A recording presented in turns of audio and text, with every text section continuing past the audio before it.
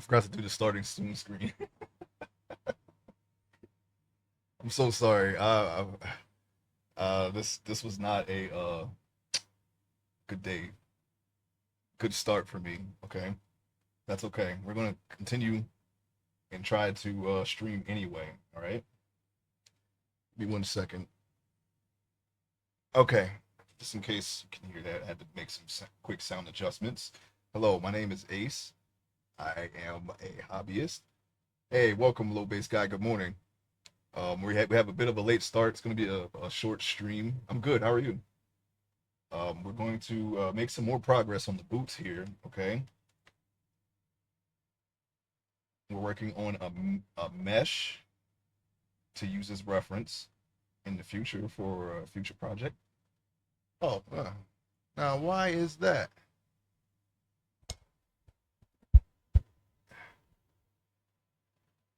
Oh, it must be this particular track. I'm sorry. It's all different downloaded music. I turned it down anyways. But thank you for letting me know. I downloaded each one of the tracks that I have for my soundtracks, and they're all different volumes. Should probably take a look at that and normalize all the volume for the soundtracks. Thank you, little bass guy. But yes, we're working on a mesh here. I am doing clothing for the first time. This is a new experience for me. I've practiced meshes before. This is the progress so far. It's the high poly mesh, of course. You've seen it yesterday. For those who are following the progress now, we're going to go ahead and get started. I am going to try to use what time I have left here to work on the bottom of the boot. Okay, so we're going to get right into it. I'm going to need something a little smaller. I want to see, should I raise it or should I like cut? I think I should just raise it, to be honest. But I'm gonna have to be careful because we're still at a low poly, and that might affect the rest of the mesh if I start adding things to it without remeshing it. So we're going to try. I'm going to attempt to make a little groove here and see what happens. It looks like nothing has happened. That's good. Um, Let me lower this the size here of my brush, and we're going to try to get this. And first, it'd be good to make sure that we are looking at it directly at the z-axis. Of course, it flipped around. Thank you, thank you, thank you. I'm gonna flip it back around. This is the way I want to see it. Okay, but I just wanted to make sure. Oops. All right. I'm going to. Okay. All right. The computer tells me, or the program tells me when it's perfectly lined. Okay, that's good. That's good to know. I tried to do clothing in Marvelous Designer once. Yeah, I had plans to practice doing clothing in Marvelous Designer. I found an add-on that is somewhat similar, maybe not the same, but it works in a similar fashion. It's probably the next best thing. It was not a free add-on. But it was made by someone who provided an alternative. So it's called the garment tool here, which I have up right here. You can make your presets. This is something that looks it's about similar to Marvelous Designer. You can append a mesh here for clothing and then generate some cloth that will simulate around the if you do it right, if you put all the sewing points right, you can get it around your mesh in a natural way. I'm going to attempt to do that at some point in the future because I like the way if I can do it right, the wrinkles will form naturally. I won't have to sculpt them. It's kind of a shortcut, but I won't have to worry about sculpting the pants or the shirt. And by shirt, I mean the shirt that goes over the undershirt. We're gonna give this character an undershirt as well. I probably would have done better with that. I learned quickly that 3D fashion is not in my wheelhouse. Yeah, I don't know anything about making clothes myself. I'm not really sure yet if I have an eye for fashion. I when I create a character, if it's not like some kind of specialized armor for the occasion or clothing, as far as regular clothing is concerned, I just pick what I think works best and just go from there. I mean, most of my actual wardrobe is souvenir T-shirts. Well, that's okay. Um, the wonderful thing about that is you have a wealth of resources on Google for various types of fashion. So even if you can't uh, do something yourself, you could find a specific type of fashion to build from. I think these are a little bit too straight. I have to fan them. I gotta fan them. We still have a bit of uneven boots here, but I'm not gonna worry about that. What I'm gonna do is I'm gonna try to sculpt the details now, and then we can touch it up later. Not only that, but generative AI helps come up with ideas too. I've been using that a fair bit lately for scene ideas. Yeah, that's another way to do it. I've seen what that could do with doing it that way could achieve. It's a very powerful tool indeed. Other than besides the whole scarlet letters side of it, and all the other concerns. But yeah, it's you can definitely get at least visualize an idea at the very least. Okay, so we gotta get this in a fan shape, like a peacock fan shape, right? Let me see. I'm gonna have to count these grooves here. There's three right in the center of the boot,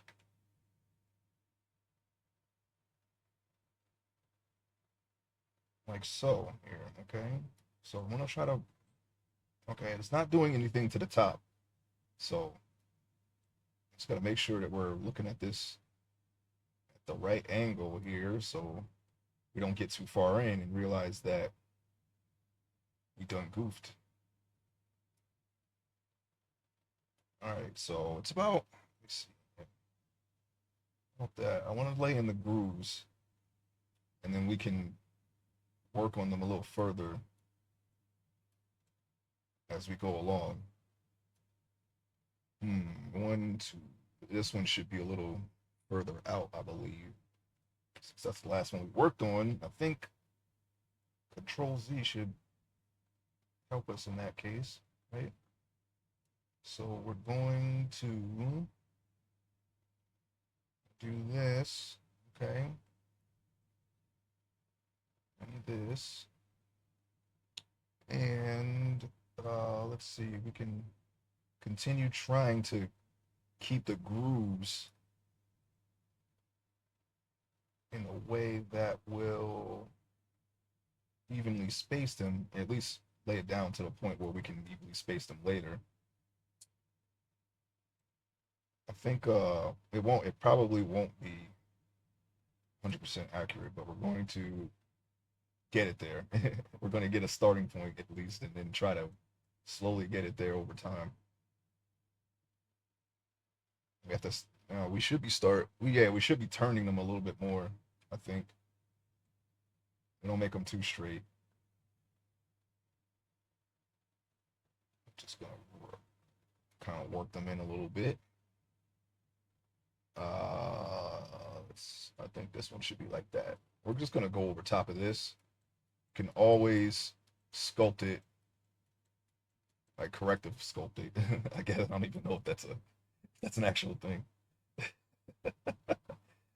Uh,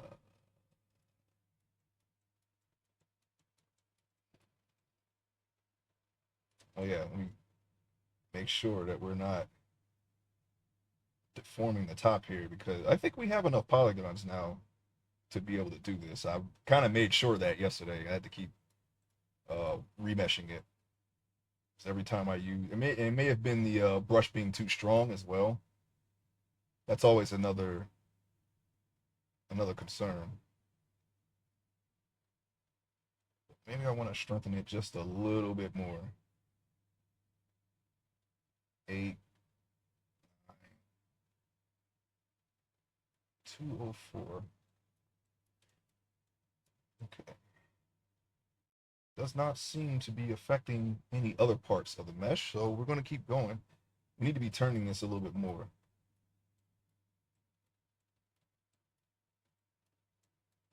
I don't think I'm thinking because when I was writing it, I was visualizing all the pages as I was writing it.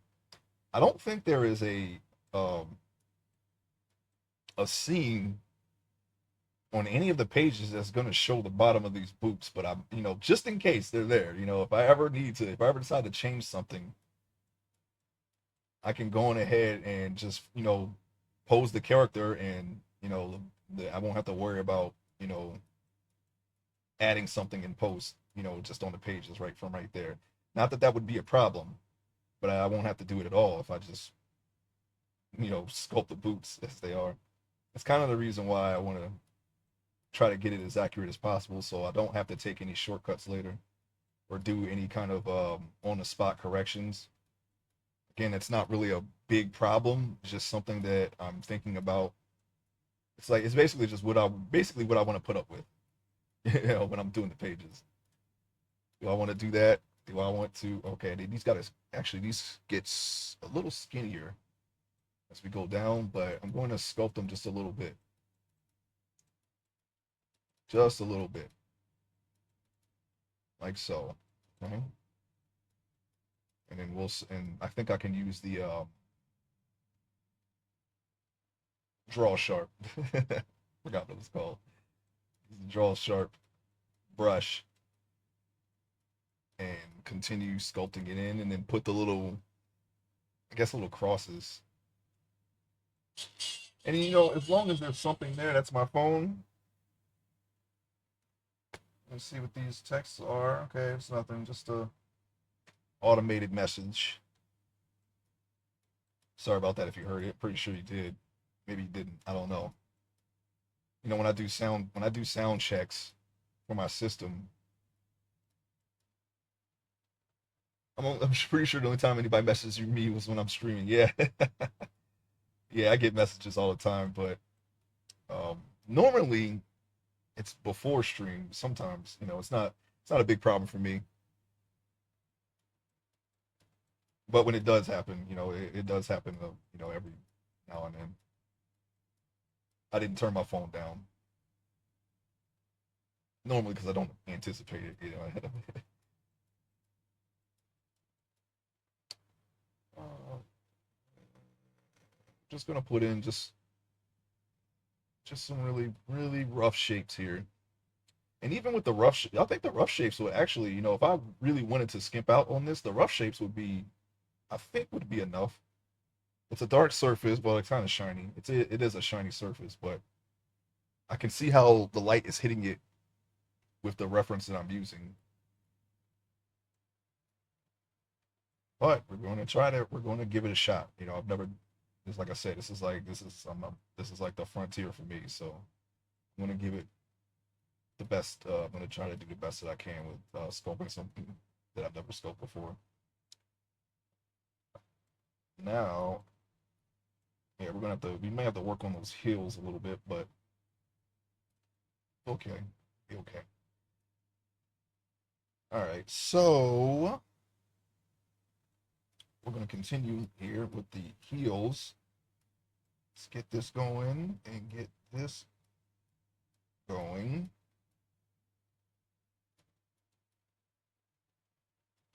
Now we can draw sharp in. There's like a square here, but we can just use the draw sharp brush for that. I mainly just want to get the grooves in a semicircular pattern here. All right, let's see what.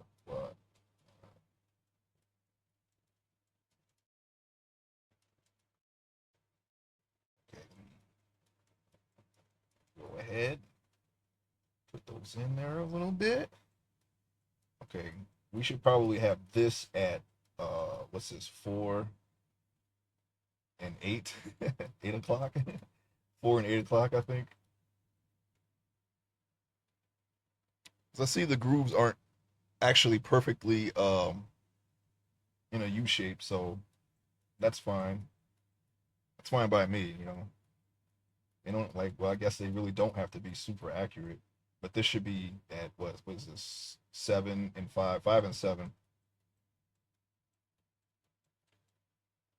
Do a quick check here. Yeah, we're not affecting the mesh in any other way. So I think we're good. We can continue on doing this. The 5 and 7, we're gonna have to work on that. We can draw sharps and the rest of the grooves in.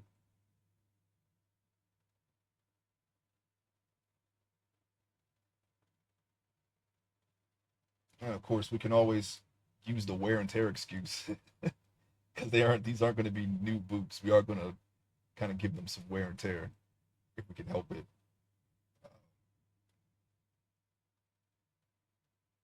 Normally I would use my stylus, but when I practice meshing, doing 3D meshes, I used a mouse. I did not have this tablet at the time. I bought this. It's a Human 22 Human Pro 22 tablet. I bought this after I kind of had a small grasp of how to work in this medium. Because I felt like I needed a new tablet. I used a bamboo. It was an old bamboo that one of my friends who is often in the stream gave me. I used the Galmon Mark 10K Pro. I have never heard of that.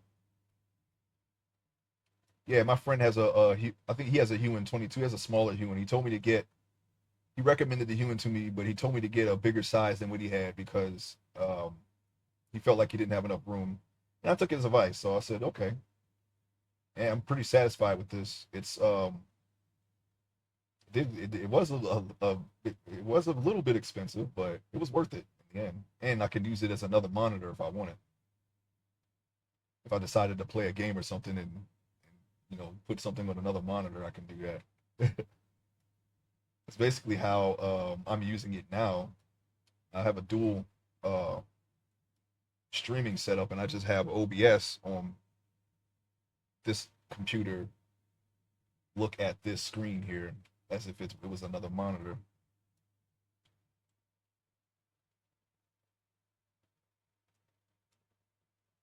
Okay, I can start. I'm starting to see that we need to remesh this soon. It's starting to get a little undefined here, little pixelated. Starting to run out of polygons to work with. What we're going to do is we're just going to keep putting in. The more you manipulate it, the more you have to remesh it, of course. So the amount of polygons we had just for the basic shape was enough. We're gonna have to go a little bit higher now in order to start putting the details in. Really, all we need to do is let's see. Well, it's pretty thick up here, but that's okay. We're gonna need to. And you know what? I might actually start carving in the details up there too. Why not? I don't want to bloat the polygon count.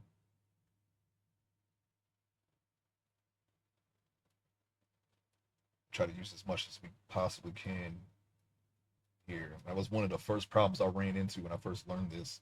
I just kept going higher and higher. And in Blender's case, or not Blender, in ZBrush's case, it was subdividing. I kept subdividing it higher and higher, and then next thing I know, by the time I was done, I had like 60 million, a 60 million polygon mesh. And I'm pretty sure I was not done either. So I had to definitely keep track of that. That file probably occupies some hard drive space. Yeah, I still have that file, I think. I should probably check that number.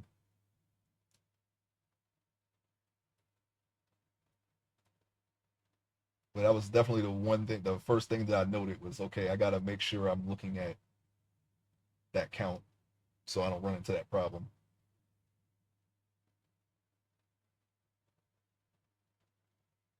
Hmm.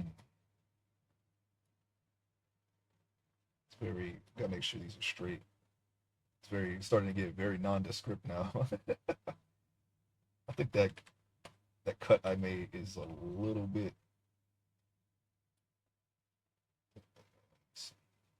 I'm gonna stop until I see the Z.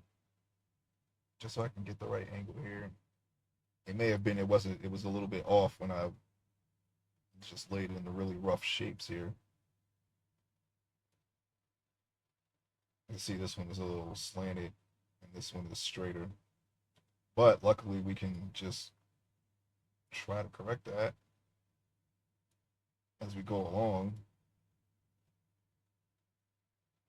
Hmm.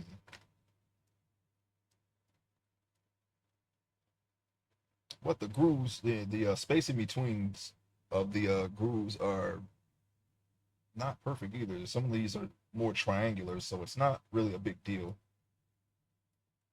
I can actually put triangular spaces here.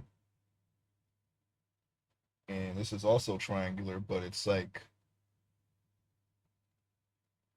hmm, it's like a triangle facing. No, they're facing the same way. I almost thought that they were like opposite facing triangles at first, but no.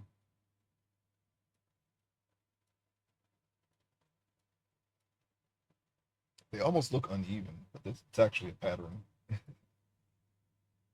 So let me just keep going here.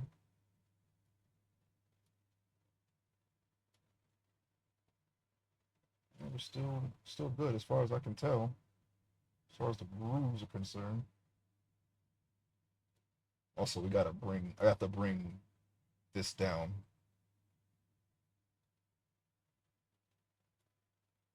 You can just click the X now.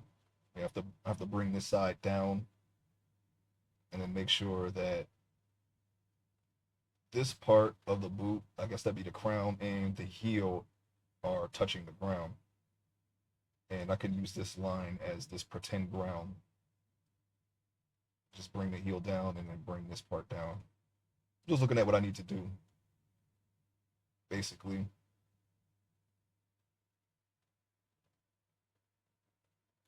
Just to get it nice and even, because it's still a little, it's still rough, but I'm pleased with it so far. We don't want to make him too deep, because then his foot will show. Look like some kind of Looney Tunes character that ran ran his boots out of the off of his feet or something. Oh no, we know what you know what they how they had it with the front. The front was like it was opening and closing like a mouth. You could see her toes or something. I don't remember which. I guess just cartoons in general do that, right? When they're trying to portray an old boot, like someone who was down on their luck. I don't know, I'm pretty sure that was Looney Tunes, but I could be wrong. I haven't seen that stuff in years.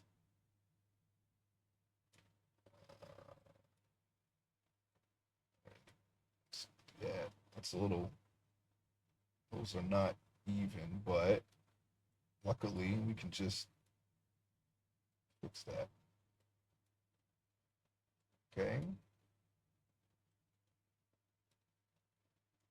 These would be more like that, but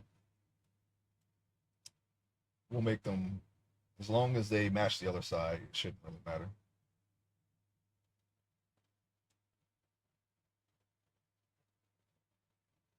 Okay. Looking around, I'm gonna go ahead now and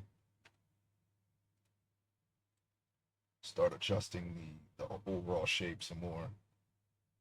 I'm gonna use that as the ground. Actually, I kind of want to leave it like that. Hopefully, I can bring the whole heel down from this angle, and it will still be even.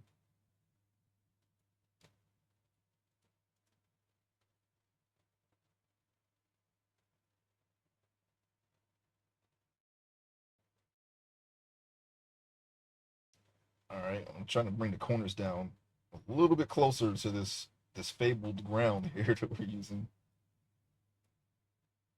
which will be this line right here. Barely.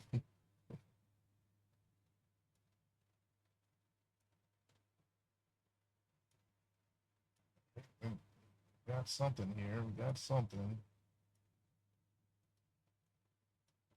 Sometimes, even though I have the x-axis symmetry on, it might make it a bit more accurate if you just switch sides every now and then. Sometimes I don't know, for some reason the sides don't match. Okay. Might be this is all I need to adjust is this right here.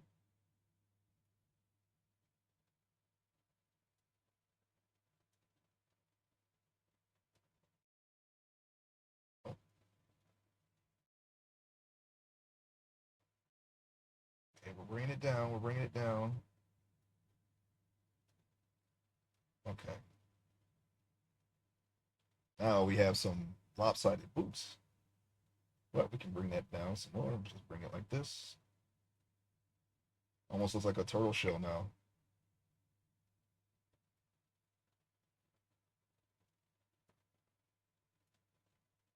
Bring it down some more.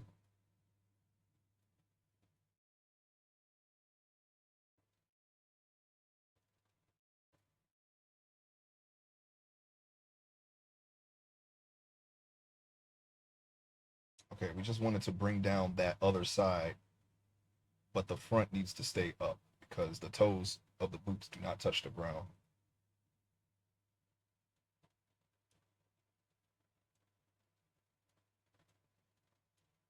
So we need to bring that back up. I kind of went too far. As a matter of fact, you know what? Let me just go back.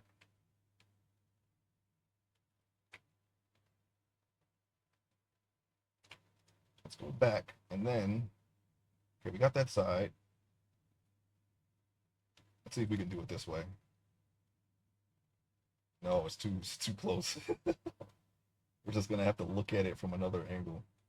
I'm pretty sure there's a way I can. I actually know. I'm pretty sure I could just hide half of this and do it that way. And if I have to do it that way, I will. It's probably the easiest way to do it. But I think I'm just gonna look at it from a different angle and just try to bring it down.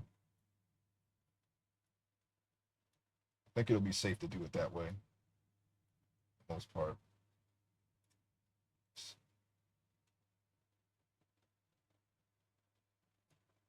That's what happens when you look at the side of a boot. You say, okay, yeah, this part and this part are on the same plane, and then you have the arch in between going up a bit, and then the toes, and you're only looking at this side. You have to look at every angle so that way things like this don't happen. Now it looks like a fairly accurate boot from this side because that's the primarily the side that I use, but I was not looking at the front as much. So that's what happens when you do that. And even though the boots don't touch the ground from the front, actually, now that I'm looking at the front view, it does look like they are on the ground, but they're really not. So I think what I can do to simulate that is just to bring the soles back up a little bit. I think I totally just did the other side of the other boot.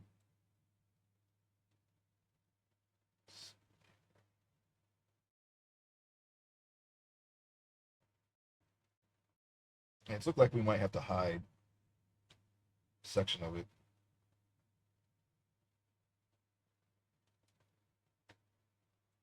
Try to do that really quick. Oh, you know what we got to do? We got to turn symmetry off really fast. Oh yeah, that's right. I'm looking at this. I'm looking at I have the boot selected. I would have to turn off the body to object mode.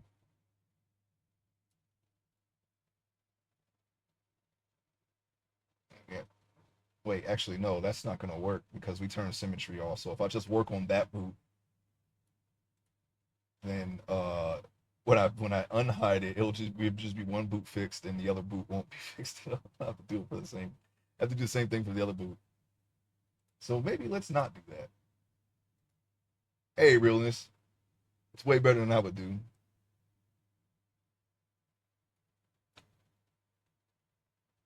Well, we got to start somewhere. We all have to start somewhere.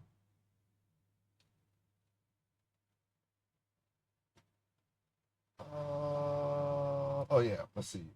Alt M. There we go. So what I'm gonna do is I'm just gonna try to adjust this from the angle that we have. I feel like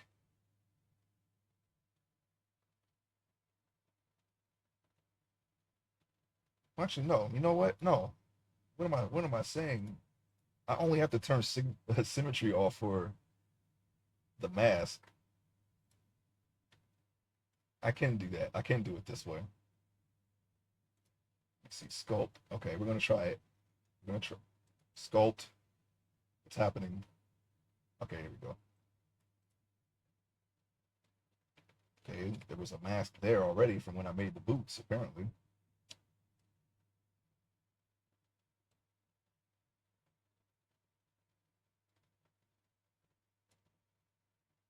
Oh yeah, I forgot to turn symmetry up.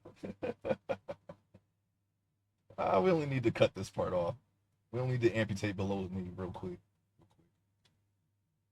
And that did not work.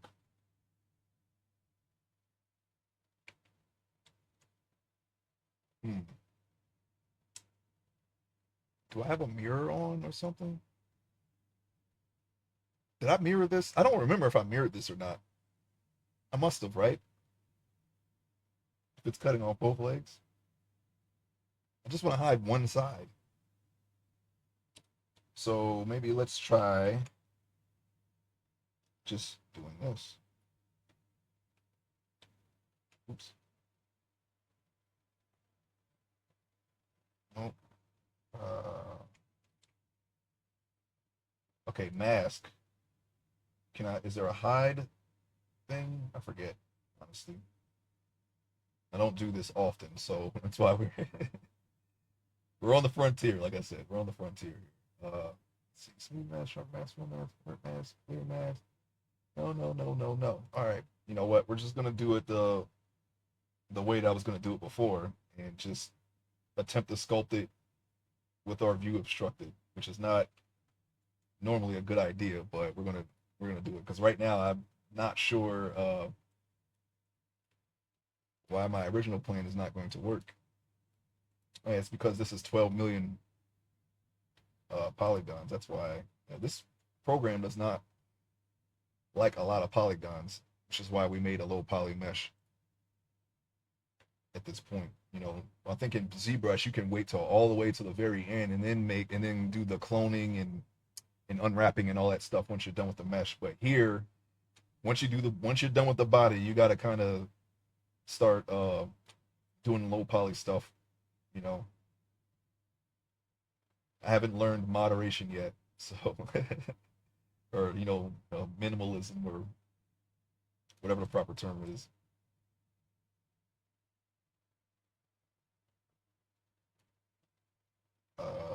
Let's see, sculpt. Okay, so this is where we're at, right? Yep, this is where we're at. F moderation PS6 models.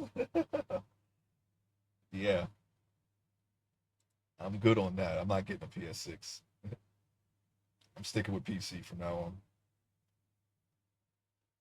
All right. Sides, of course, we established they look okay. The front needs some work. We have to bring down the inside. Well, maybe we can just do that, right? Not like that, though. Not like that.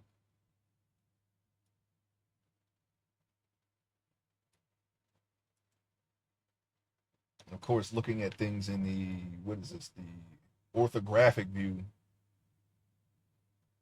makes it look more weird.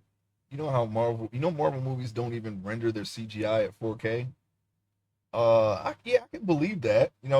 That's how, I guess that isn't that how you can tell sometimes how, even though, when I was watching some of them, of course, some of their clothing was actually CGI. I didn't notice that actually. That was pointed out to me by a video.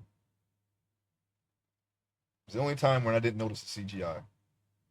But every other blatant use of CGI, I mean, you can kind of tell, especially with the what are those Disney shows. I don't think they don't do as much with the CGI as they do in the movies. But then again, the last Marvel movie I saw was the which one came out first? Was it the last Spider-Man movie, or was it the I think it was the Doctor Strange, right? Doctor Strange came out after. That was the last one I saw. They do everything at 1080 and upscale. Oh, well, yeah, I didn't know that.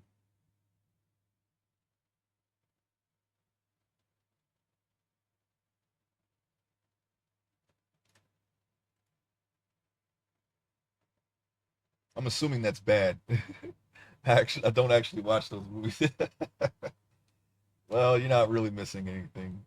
I think um I think that trend is slowly going out the door. The fad of superhero movies. It was nice when they weren't coming out every year or every 6 months, but now, even someone who has read comics and, knows that medium well enough and wants to do projects in that medium, uh, doesn't really want to, not really hyped for the movies. I never really was, to be honest. A lot of the movies that they came out with, like I wasn't an Avengers fan at all. I'm not an Avengers fan. I guess I like Hulk. One reason why my mild interest in Iron Man was because of the first movie and because of Robert Downey Jr.'s performance in that movie. It's like, oh, okay, maybe Iron Man's not so bad, but I thought he was kind of corny, to be honest. Same thing with Captain America. I was like, what are you gonna do? We're gonna watch this. I always viewed him like Superman. I always like he's too bland, but and did I still see the? I don't even. Still took me a long time to watch the first Captain America movie, but the first one I saw was Winter Soldier. That was pretty cool because the way they did it, it was kind of like if you want to see Captain America in Metal Gear Solid 2 was probably how that movie started. Like how he got on the tanker and he's stealth taking down the all the guards and whatnot, just like Snake would. So I was like, oh, okay. You never really viewed Captain America that way, but yeah, yeah. That's how, and it was explained that way to me by someone who is a hardcore Metal Gear fan, and that's what made me watch it. So now I got to spread that same description and vibe to you, another Metal Gear fan. uh, I'm sorry, it feels like I have a freaking eyelash in my eye. I hate when that happens. Okay, so we're gonna keep bringing this down. It doesn't so much look like a shape of a turtle shell. The front comes down. It's still off the ground, but I just want to make maybe my boots are a little too high off the ground on the front. Maybe that's what the problem is. Let me refer to my uh, reference here. That might be what it is. I might have them a little too angled up. So I guess I had the right idea bringing them down in the first place. It seemed like the right thing to do, but I thought I went too far. I wasn't looking at the reference when I did it. Best thing about 3D is you can match the angle and distance of whatever you're looking at. You get a pretty good idea of how my reference looks right now. Actually, no, it would be more like this, to be honest. That's a little too round. We're gonna bring that down. Yeah, he goes on the tank. He goes on the tanker and basically clears the tanker like he's Batman, and then at the end of it, he has to fight what's that French MMA? I think he's no, he's Canadian. He's either French Canadian. I don't know. I don't know his background. I think it's GSP. At the end of it, he has to fight GSP. Yeah, GSP is there. He has to fight Captain America, but Captain America is a super soldier. But it's basically GSP. It's not He's not actually playing himself, but he might as well just be himself. And then he has to realize that even though he's like a professional MMA, or at least someone who can apply that in the outside world. That's not always the case for a lot of people, but he's like a some kind of merc or super or mercenary or whatever. But he's up against a super soldier, and he's realizing that you know even though he's like he might be one of the best fighters in the world, but he's nowhere near Captain America, and that's how the fight goes basically. As an American, I'm ashamed to say I think GSP whoops Captain America's ass. Yeah, he could definitely beat Chris Evans, I'm sure. But he's a super soldier, so he doesn't have the stamina or the strength or an indestructible shield. Actually, I don't even think he uses the shield. I think he puts the shield down. I think he either puts it on his back. I don't remember because I only saw the movie one time. So, but yeah, at least the Winter Soldier is worth watching, and if you like it, then maybe you can slowly see a little bit more than that. Because as far as Captain America goes in all the Avengers movies, I think he's pretty much portrayed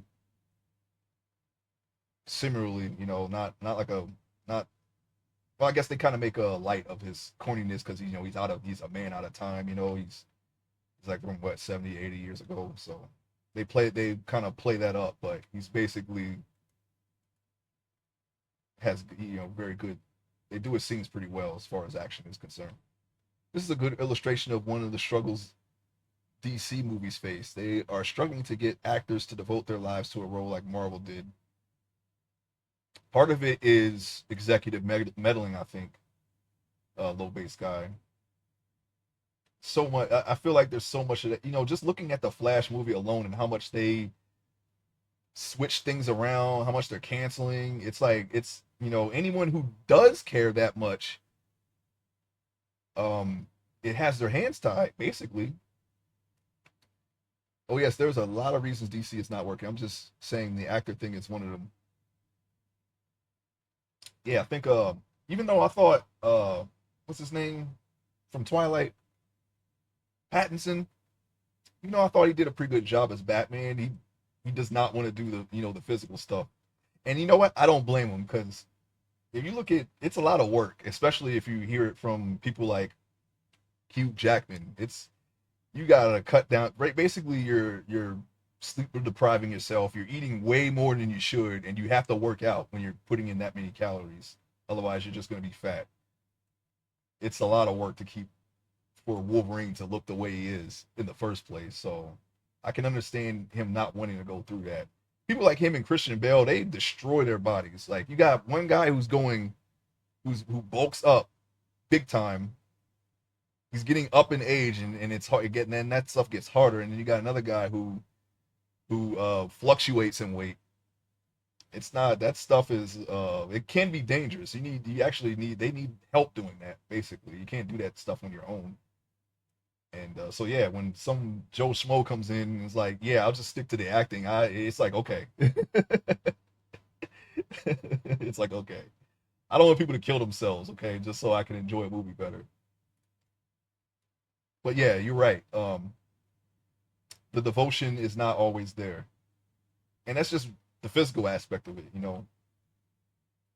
Uh, I don't know the specifics behind Ben Affleck's departure too well. Even though Batman is like the one movie I would watch from DC, the one character or franchise. The rest of the DC characters I don't really care about, but if they're interesting enough, I'll watch them. DC does better standalone animated movies. Yeah, I agree with that. I think DC movies dominated before Marvel changed the game. How well? Well, Superman 1 and 2 at least were doing well, and then you had Batman. Yeah, that's true. Shoot, what was the next comic book movie after those? What, Dick Tracy? Is it who owns that? It's like an independent thing or an old strip, right? And then you got Ninja Turtles. That's also an independent thing, though. They had their craze, and then Marvel started slowly. I guess Marvel's real push started with Blade, Two big hitters was more than zero. That's true. Yeah, you just had Roger Corman, Fantastic Four, Dolph Lundgren, Punisher. Those were very low budget movies. Marvel was doing bad. In fact, they were doing bad in the comics too. By 1995, I think the only real thing they had was X-Men animated series and Spider-Man. Oh yeah, he did die recently. That's right. Yeah, rip. Exactly. By the time DC realized the whole massive franchise universe thing was a viable model, Marvel had already been doing it for 10 to 15 years and had spent time building up their universe. DC just tried to rush and play catch up and generate a universe out of thin air. Yep, that's exactly what they did. And I kept saying to myself, because you can't really, there's sometimes you just can't say, especially DC. I think DC fans are way more like defensive, I think, than Marvel, in my opinion. I'm sure both sides have their problems, but so I said to myself, DC needs to really stop trying to copy Marvel because they're failing at it. They need to do their own thing. Or if they're going to copy Marvel, I mean, where could they have started? Well, they did try to start with the Justice League, but by that time they already had Green Lantern, who was standalone and failed. Um, one, two failed Superman movies that barely tied in with another crossover movie, Batman v Superman, which started Justice League. I don't remember how well Justice League did. Was that a failure too? I know Superman or Batman v Superman was not well liked. These movies may have made a lot of money. They may have been plus, but because people who like superhero movies are going to support them. But um, a lot of people complained about Batman v Superman the most. I feel out of all of them, and maybe the stuff behind the scenes with the Justice League. DC should have stuck with the Dark Knight model. Oh yeah, just what, standalone, grounded. Well, I mean, yeah, I guess at first, but I don't know. Batman, it feels a bit sterilized without all the fantastical stuff in it, right? The closest thing they had was Harvey Dent, right, with the Two Face. I don't think they should have went. I think my one gripe with that is they shouldn't have went too far with the damage to his face because no one's gonna be walking around looking like that. I don't care how short of a time it is. They should have just gave him like just give him third degree burns. Just don't make him like his face is just missing. Like what's his name? Uh the guy from Breaking Bad. That's what it reminded me of. Where it's like, okay, that guy lived for like 2 seconds, right? But without the clay face, I don't know. It's fine. They could have done it that way. Yeah, I think I'm agreeing with you. They could have made it work, but I feel like all of the comic booky things about Batman. Uh, Without that, it kind of felt incomplete. I guess I don't know. I don't know. Maybe I'm wrong.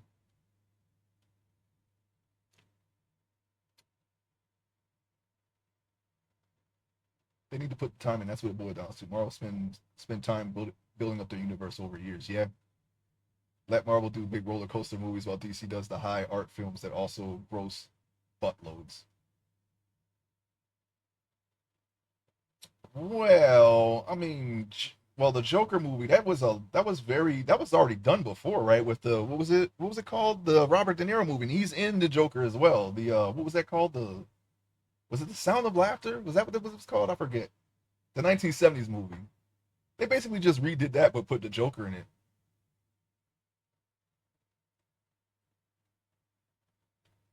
King of Comedy. There you go. Yeah, I don't know why I said the Sound of Laughter. is is that the same thing? I actually never seen the King of Comedy, but I know the comparison was there. So I'm now recanting everything I said. Now I'm asking, is the Joker very similar to that movie? It's done by the same guy, right? Martin Scorsese. I'm just gonna recant everything I said because I actually never seen that movie, so I can't say it's the same. I haven't seen King of Comedy either, but yeah, it is similar. Okay, I heard that. I only heard that. I don't know if that's true. Need to put that on my watch list.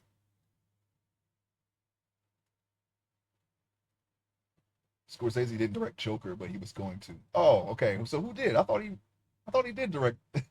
I thought he criticized superhero movies and then made the Joker. That's what I thought he did. I don't know. I didn't look too closely into it. I'm not like a big follower of Joker media, but I get it. I know a lot of people like the Joker. I think he's overused sometimes, but I get it.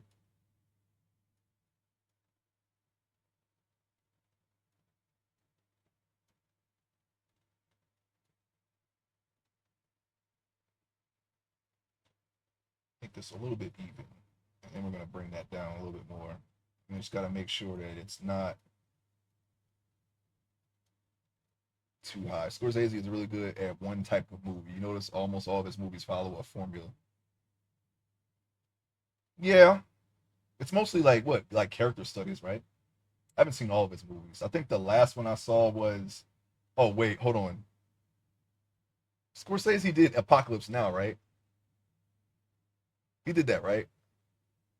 I don't closely follow his work. I just watch the movie and then afterwards, if it's really something that is inspiring or something that you really want to like try to see understand. Francis Ford Coppola. Okay, my bad. I'm so sorry. I saw that late. I saw that like what, a year or two ago, and then I realized, and when I saw it, I was like, wow. I was like, I want to. I was like, it literally inspired me, right? Because I have an idea like with some kind of war setting that's not related to this comic, but I was looking at that, and but then I started seeing like everything that was influenced by this movie. I did not know. I give you an example. I did not know that Major Payne was that the movie Major Payne with Damon Wayans was parodying Apocalypse Now, and I thought and that made it more hilarious. That once I realized that, once I saw Martin Sheen, basically just having a breakdown in his room, it actually kind of ruined the scene for me because the first thing I thought was Damon Wayans, Damon Wayans doing the same thing. So it was kind of, they have a term for that where it's like the parodies kind of weaken the original.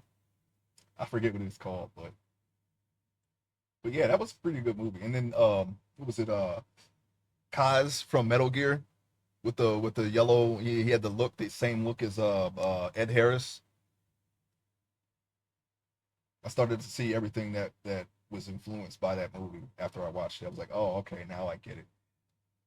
Scorsese's most popular movies are really similar, but he has quite a bit of range. He's at his best with minimal story and strong characters, though. The same thing happens to me with Weird Al songs. With a lot of them, I can only hear the parody, even if I'm listening to the original. When I was a kid, I was a very big fan of Weird Al, and I've heard a lot of his parodies. I don't remember which ones because it's been so long, so long. Like when I say when I was a kid, I was like very young. Okay, I was at least like 3 or 4. But I remember watching his movie. What was it called? UHF or whatever the heck it's called. I haven't seen it in years, but I remember that I did watch it at one point, more than once. I just don't remember anything that happened in it now because it's been so long. And of course, all of his parodies and whatnot. But I appreciate the fact that he's still around because I remember him from my childhood. I just haven't heard or listened to anything that he's done since the '80s, except for the episode one parody. I remember hearing that one and the white nerdy one. He's immortal. Yeah, he seems. Yeah, he looks the same to me. Besides he doesn't have the mustache, but you wouldn't be able to tell that he's been around since the '80s just by looking at him. Good for him.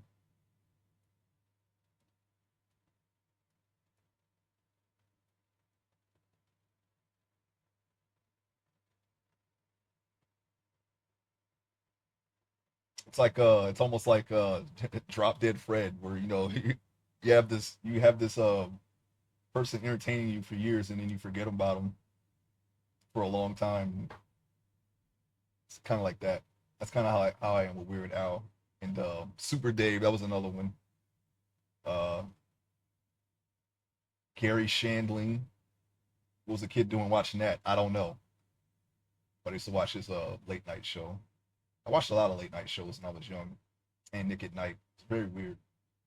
And slasher movies. And he ruined Riding Dirty.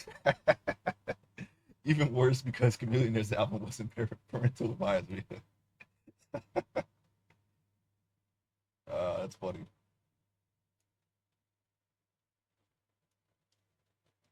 Yeah, I remember hearing that. I was like, yep, that's Weird Al, all right. Nick at Night was essential TV viewing for any '90s kids. Yeah, I used to.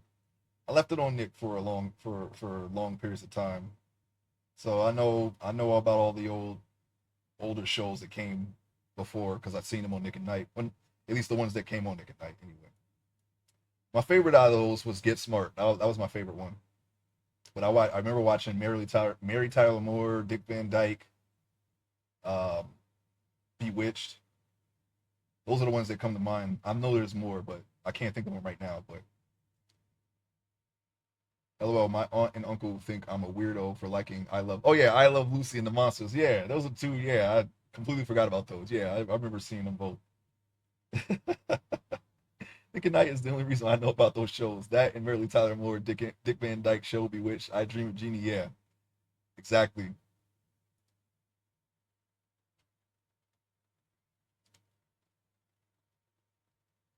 I Dream of Jeannie. I Dream of Jeannie. For reasons my 7-year-old self didn't understand. Yeah.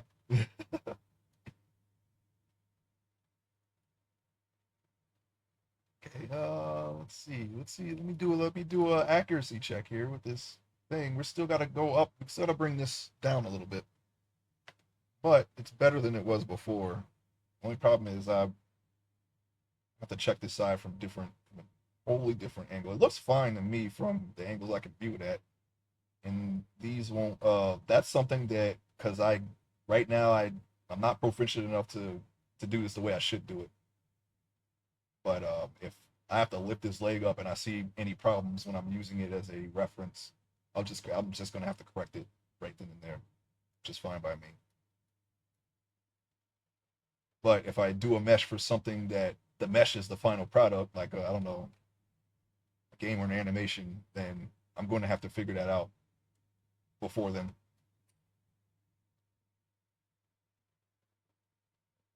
Yeah, that is a sentence. I watched some recent reruns of that where they digitally colorize the old black and white episodes of I Dream of Jeannie, and it's so funny being former military. See where they messed up, like Major Nelson's oak leaves were silver and or silver when they should have been gold. When I lift this leg up, I have to check to see for any problems. Oh, that's it.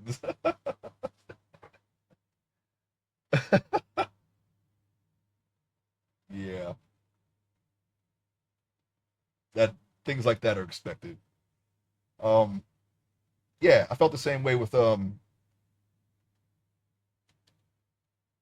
first time I noticed that was the movie Basic, where Samuel Jackson was like he was like a really hard case NCO, and he's a sergeant, but if you look closely, he's wearing specialist rank.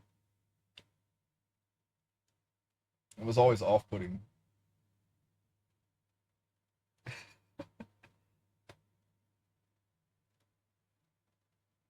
I like the movie Basic though. It's a interesting who done it.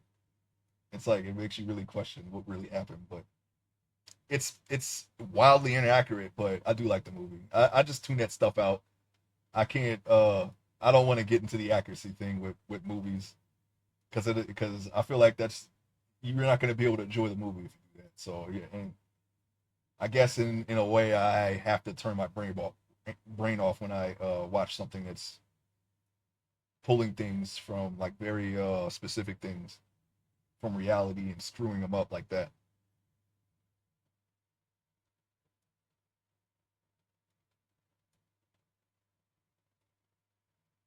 which is sort of weird for. I think John McTiernan directed that. Usually his movies are he puts some attention to detail in his movies. At least I think that was a John McTiernan movie. If that's not a John McTiernan movie, then I'm sorry, but I thought it was.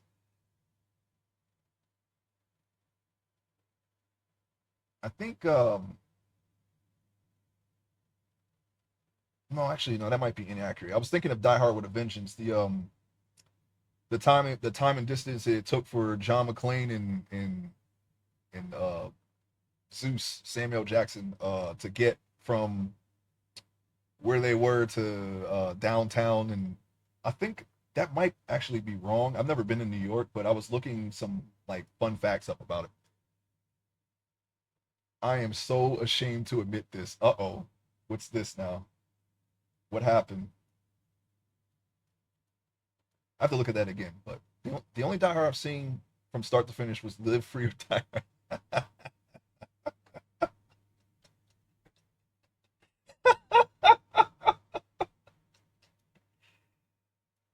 It's okay, man. It's only a movie at the end of the day, but I'm sure there are some very diehard fans out there that would be very cross with you. That is funny.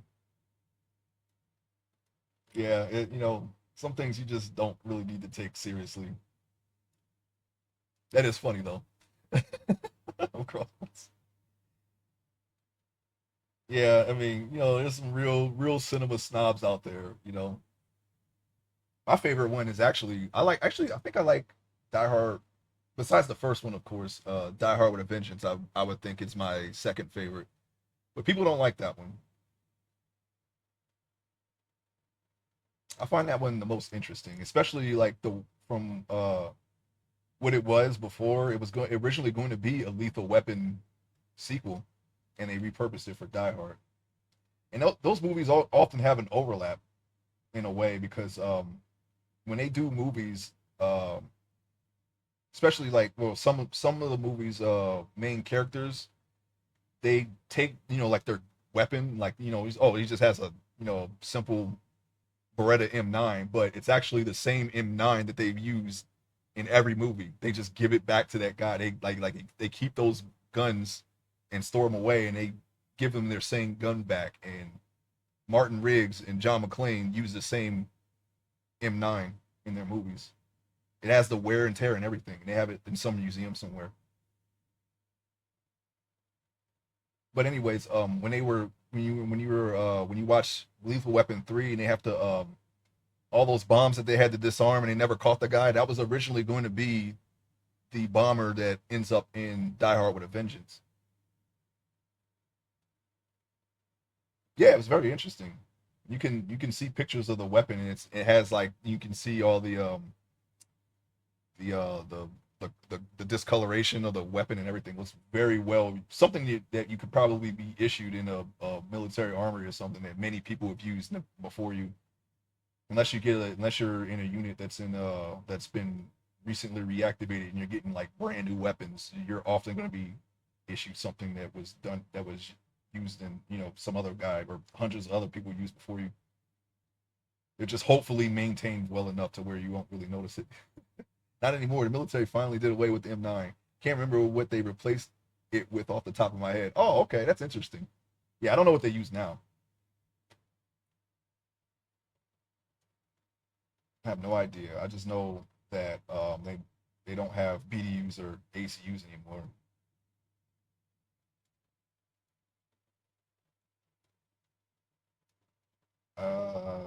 Let's. Looks like I'm going to have to adjust the outer soles a little bit more because they have grown deformed. But I mean, it was recent, like in the last few years. The military loved that gun. Probably one of the most reliable sidearms on the planet. You could beat the crap out of it and it'll still fire. Yeah.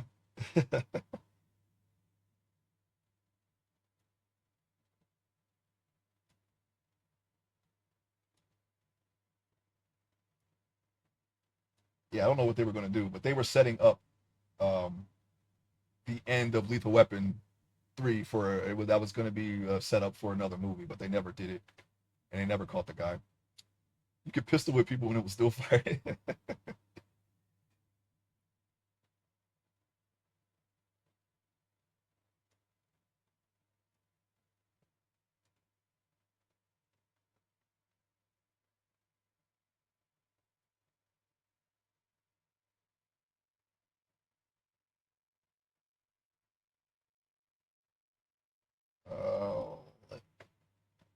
pull that. Let me pull this edge out some. It's not super round here. Just a little bit. On Google shirts, they replaced it with the 6R P320 in 2017.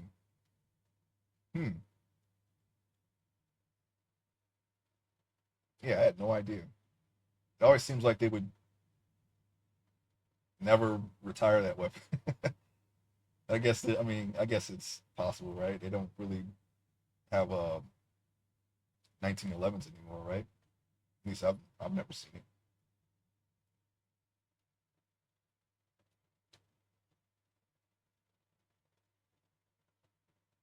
I didn't think it was even that long ago. I just remember they were still using M9 in 2014 when I joined the Air Force.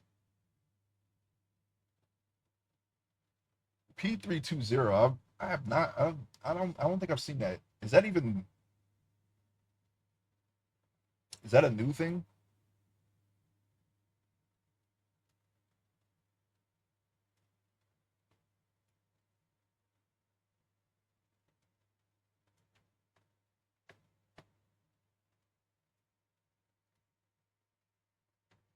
Okay, I think that looks a little closer to the reference. Just that we have this cloud strife uh esque cartoony boot here. We're gonna bring that down a little bit down. Or Barrett Wallace boots. I don't know what we're gonna call it. I forget the artist's name. He always draws his boots that way. It doesn't matter what character it is or how big the boot is. I think Tifa Lockhart's boots are shaped this way too. Okay, yeah, I thought it was relatively new because I've never heard of that pistol.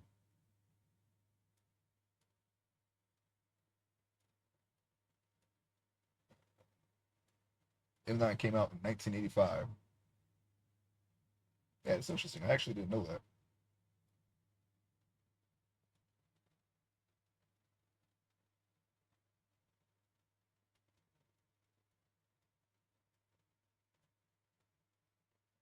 Oh my! Oh no!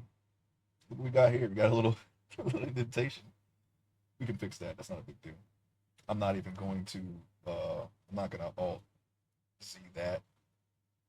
Get about it.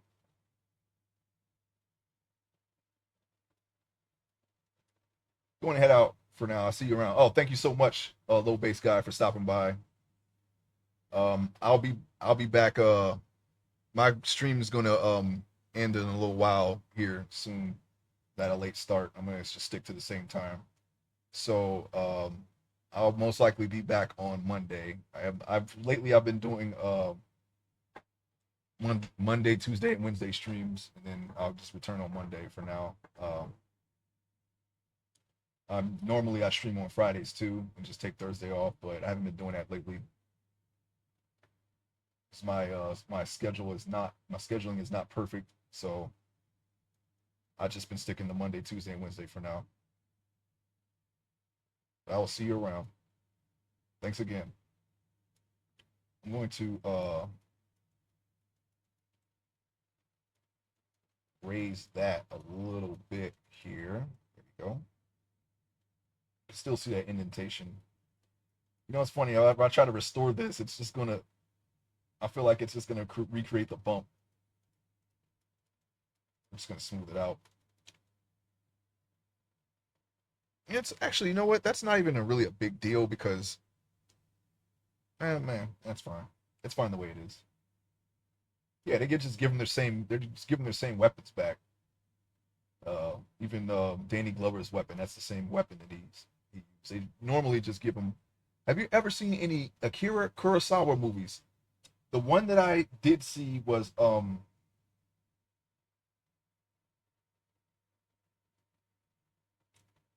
might get the name confused, but I do know the plot. Harakiri, I believe, was the one that I saw, and it was really like a criticism of the current samurai. Well, not the current, but it was like they were criticizing the samurai cast in the movie. How I think someone had went to the ruling body and they wanted to commit harakiri at some point, but they ended up murdering the guy. So then the main character comes and like kind of like punishes them for it, and openly criticizes their ways and whatnot, because like the samurai like have become like corrupt or something like that. I think that's the plot of Harakiri. If it's not, then that's the movie that I saw. I'm sorry, but yeah, that one was interesting. That's the only one I've seen though. My his catalog, his entire catalog is on my list because there's a lot of influence there. Oh, that's someone else. I need to see that though. Harakiri is supposed to be a masterpiece. Oh, that's not Akira Kurosawa. What am I doing, man? I'm just messing it up. I've been so unplugged from movies and TV shows lately. I don't remember anything anymore. I'm so sorry. I barely can keep up with X-Men '97. I only wanted to watch that because I saw it as a kid, and they did a pretty good job with it, I think. But that's the only thing that I haven't been watching. I have not been watching anything. I don't know what's out in the movie theater. I don't know what's on Netflix. I canceled all my subscriptions. I don't have anything right now. But my family does, so I can always just use their accounts if I really want to watch something. Uh, I saw some clips of some of his stuff though, I'm sure. The one where they mess up the blood spray so that it comes out like a fountain, and then it turned out to be like a boon for them because everyone was inspired by that, especially anime. I saw that scene. That's it. That's it. And I feel like Ghost of Tsushima was inspired by that too, because you get to the point where you have that stare down like right in front of them. They do the stare down, and then they just do the thing pretty much how it happened in the movie. Oh yeah, when Lady Kaide gets chopped and ran. Yeah, yeah, yeah. Those they there was the first time they did it was an accident. Like I guess the hose like put out way more blood than it should have. Because the guy, the guy, the guy's like he's standing there, and then the guy already cut him, and then he reaches for his sword, and he's like, "Wah!" And the thing just blasts out, but the guy keeps acting, and he just dies.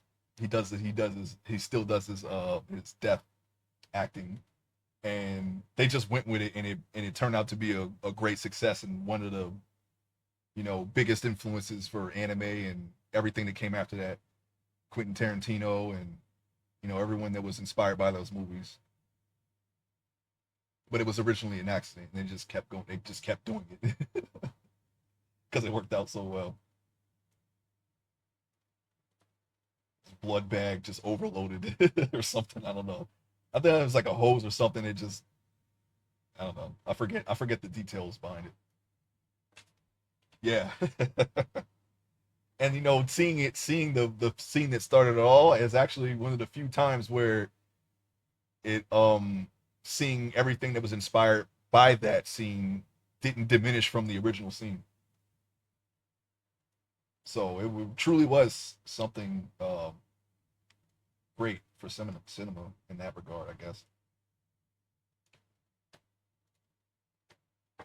It wasn't like when when Martin Sheen broke the mirror and was crying and whatnot. And then you just hear Damien, you just see Damien Wayans. He really ruined that scene. That's funny. That's hilarious. But I mean, it's hilarious in a good way because I really liked it. Major Pain. It's one of my. It's actually my brother's favorite movie, but I watched it so much because he liked it that you just can't help but like it. We saw it in the theater when it came out, and then we just for whatever reason he would always when it was time to go to Blockbuster and rent something for the weekend, he would always rent that movie, and I'd be so mad at him. I was like, man, we could have rented something we never watched before. But then when we were sitting at home, we actually watched it. And it was like, yeah, you know what? Yeah, okay, yeah, okay, all right. You made the right decision. You made the right decision. Like we all like watch that movie. So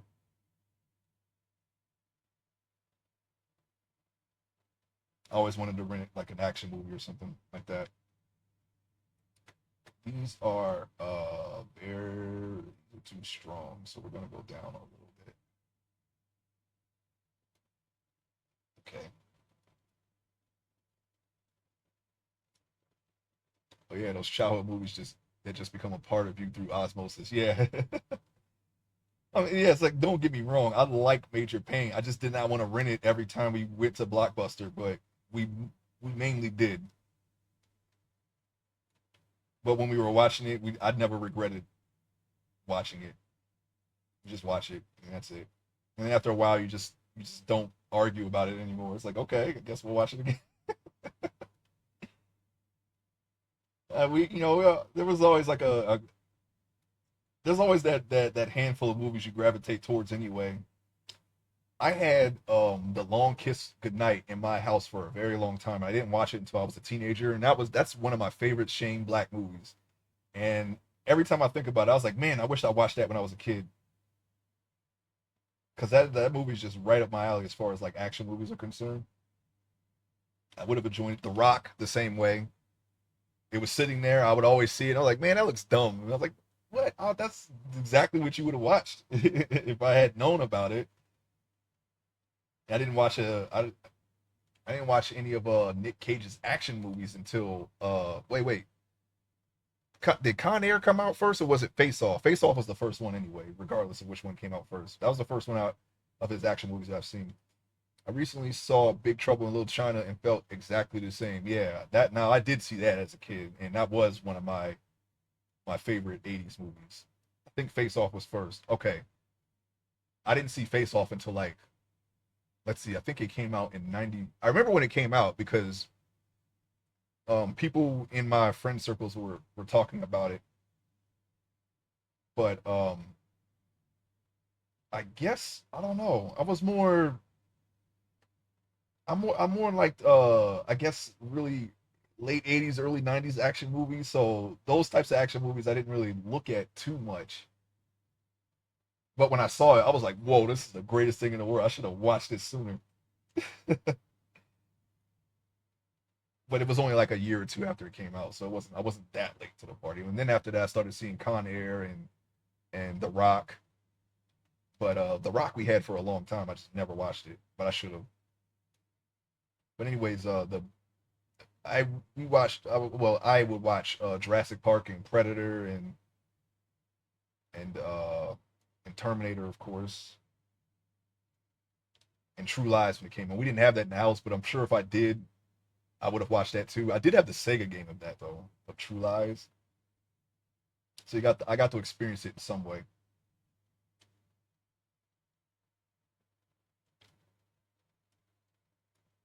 I'm just gonna reestablish these corners here because we manipulated this so much that they're starting to go dull.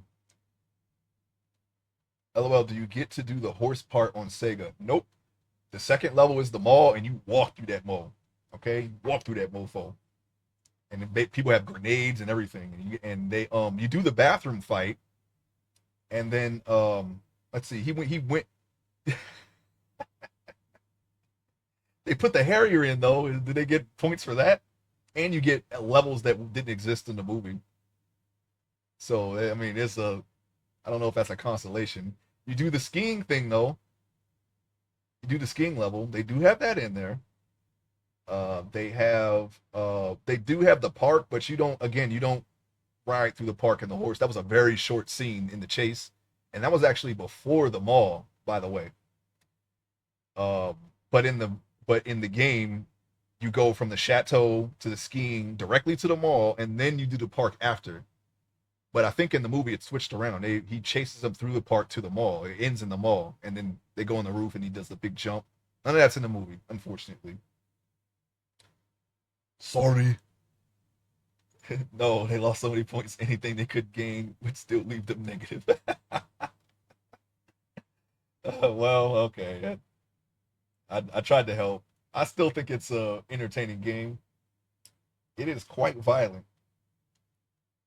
You can die in a lot of different ways, and they're all violent.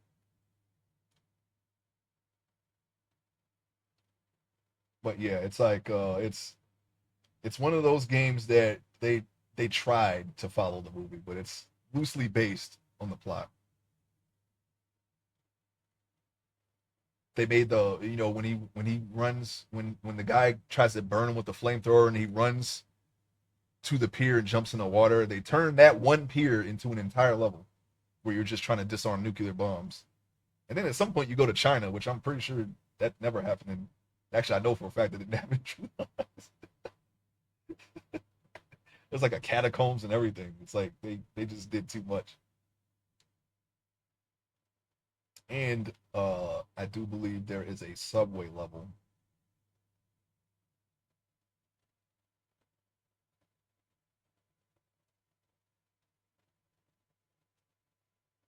The way they marketed the game was like all the action of the movie and none of the romance. So you don't even see Jamie Lee Curtis in the game at all until she's on the end screen when the credits are rolling. When they're doing the tango, they show that shot of the movie in the game. You don't. There's no real like cut scenes or anything until the very end. In between the level, you get a still of the movie and a brief description of what Harry is doing, and then on to the next level. And then you see Tom Arnold gives you like a he comes up his little avatar comes up and he like tells you like what you got to do, and, then, and then you just go off and just shoot everyone, shoot and kill everyone. And then you know if you like shoot a civilian by accident, Tom Arnold like berates you. They kind of keep his snark in the from the movie in the game, and if you put in a cheat code, the main villain give berates you. They even have an avatar for him, but he only comes up if you cheat the game, which obviously I did. I did try that, but yeah, none of the other supporting cast in there. There's one shot of Tia Carrere before the one of the levels that don't exist in the movie, and that's it. Oh yeah, you do see his daughter though, and the daughter on the top of the plane. They reenact that in the game, so she's the only person besides the main villain that actually appears in the game. What was her name? Eliza Dushku. She has a little sprite that falls on top of the Harrier, and a still of Arnold hugging her at the end. There's like three or four stills of the picture that make up the ending. They in game they do the whole they reenact that action scene of him falling on the wing and getting shot by the missile, and then after that it's a shot of Arnold saying "You're fired," Aziz flying through the air in the missile and then hitting, and then a shot of him hitting the helicopter, and then Arnold hugging his daughter, and then Jamie Lee Curtis and Arnold tangoing. They show this all in quick succession. That is the ending of the game. It's at least like what 3 seconds of stills that they quickly show, and then you just see credits. It's really one of those games that are made by the Creed. You know, more about the journey than the destination. I think I think Demolition Man is a better game overall than True Lies. I like True Lies, but they really I feel like they put more effort into Demolition Man. Oh, I like that. It's at least true to the spirit of the movie in being a joke.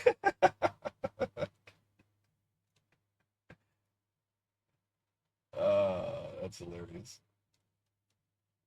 Yeah, if you really want to enjoy True Lies, just watch the movie. But the game isn't bad. You know, you want to play a Sega game and you want to play like a top-down shooter, and it's not a bad choice. As far as top-down shooters go, I don't really know any others to be honest. So maybe it's the only top-down shooter. I'm sure that's not true, but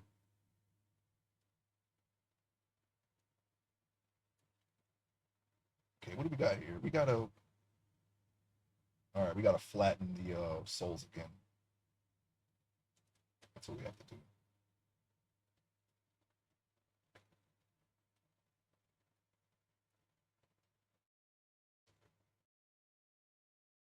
Total Carnage was my favorite top-down shooter. I have to play that. I have never played Total Carnage. I played side scrollers, and Demolition Man has one top-down level, I think. The rest of it is just side scrolling. I think that was only arcade. Oh, okay. I played Alien Syndrome, but that was on Nintendo. I'm not sure if they have that on Sega. That was a top-down shooter. And I guess you could count X-Men by LJN, but I hate that game. I really hate that game. That's one of my least favorite X-Men games of all time.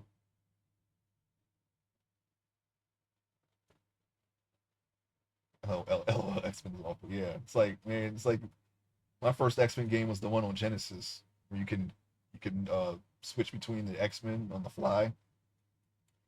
Going to that From that to the NES version is night as a nightmare. And then X-Men 2 Clone Wars. I did play I think it was it called Mutant Genesis for SNES? That's a beat 'em up, but I didn't generally have an SNES. Sometimes I was lent one by my one of my friends, but I didn't own one. But I did play that. Yeah, it's pretty bad. It's like you're like, oh yeah, you're a kid, you probably like Wolverine. You fire up X-Men, you pick Wolverine, and you're gonna have a bad time. A very bad time. He sucks in that game. I remember getting stuck real early on the Genesis X-Men.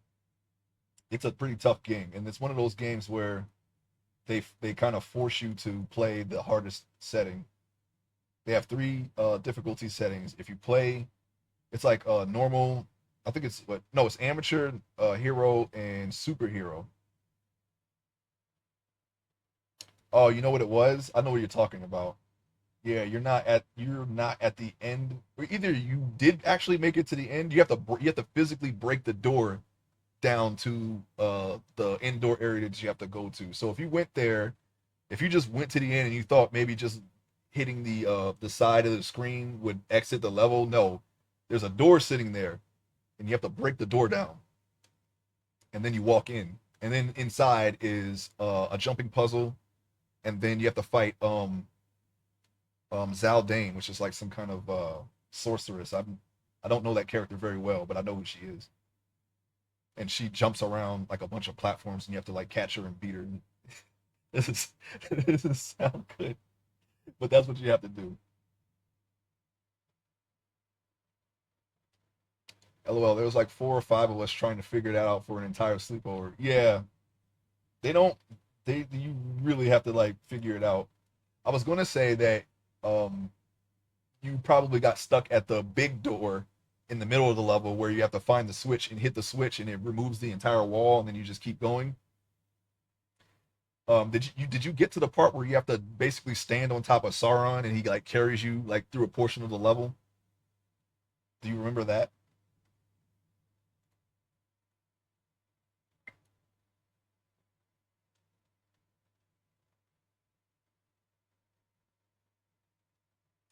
The game has these like the game has these very I only remember that one screen. Oh, okay. Yeah, there's like yeah, you have to physically break the door down.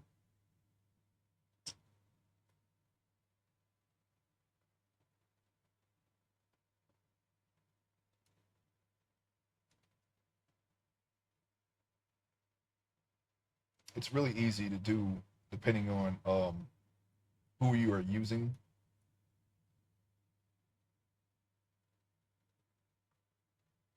Normally I play Gambit on that level because his stick has range and his cards are homing, so you have people that are going to be above and below you. So if you instead of just trying to like match their level, you could just throw a card and the card will go straight to them and kill them. I'm not taking credit for being dumb on that one. I was the youngest kid at the sleepover. Oh yeah, I mean, yeah, it's no big deal. I mean, if you got stuck there, you were gonna have a bad time. Trust me. The second level has you go to the Shi'ar Empire, and if you can make it through the first half of the level, which is not easy for someone who doesn't play it often, you have to stand on top of a spaceship, and when it takes off, they put physics in the game for some reason. You're in space, by the way. It doesn't make any sense, but when you stand on top of the spaceship, you have to walk to the front of the ship and hold right. because when the ship takes off, it pushes you all the way back, and you'll fly off the ship like you're on an atmosphere, like you're in an atmosphere. I don't know why they did that, but by the way, you don't have a spacesuit. But anyways, yeah, you have to hold right and stand in the front of the ship because when it takes off, it slides you all the way back. And if you're not walking when this happens, you'll fly right off the ship and you'll keep flying off the ship until you die. And then people come outside of the ship and try to shoot you. And they did it because those old games were made with vitriol. Yeah. Like there's like two levels of the ship. There's the wing and there's the top of the ship. An asteroid will come every few seconds on the top and then on the wing. So you have to switch levels to avoid the asteroid and shoot the guy that comes out that tries to shoot you until the ship decides to stop. And you're still sliding back a little bit, but it's not as strong as it was when it takes off. So it's really like BS. It's real BS. That's only half of the level, by the way. You still have to go through like another like platoon of soldiers and then fight Deathbird at the end. So if you don't have enough health, uh, yeah, you're not. I had to find all this out through like trial and error, like because I got stuck in a lot of parts too. The first level was probably the easiest for me. I think I did die, but I knew what to do at the end because the first time I played it with my cousin who owned the game, and we were able to make it to that point. And you know, also often watched him play it too, so I kind of had a small idea of what to do for the first two levels. Like I watched him do the spaceship part and fight Deathbird, but the game only gets harder and harder. It gets increasingly hard by design. Like it's even in the game, like because you're basically the plot is the Magneto puts a computer virus in the danger room and traps the X-Men in it, and it's set up to make each scenario get harder and harder. And but it's an understatement. It's like a literal understatement of how hard it actually gets. To the point where it's just like now the level itself is just trying to kill you.